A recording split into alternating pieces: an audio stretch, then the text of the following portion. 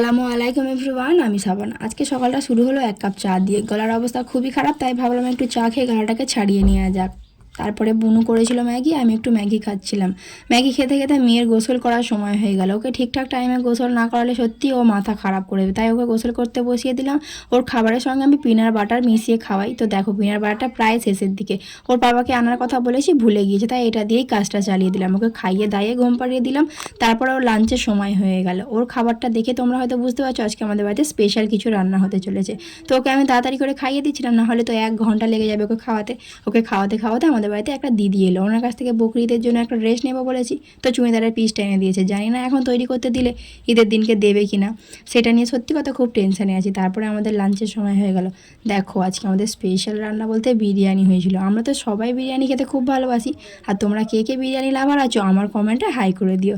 আমি ততক্ষণ বিরিয়ানি খাই। আমার চ্যানেলটাকে সাবস্ক্রাইব করে দিও। Bye bye.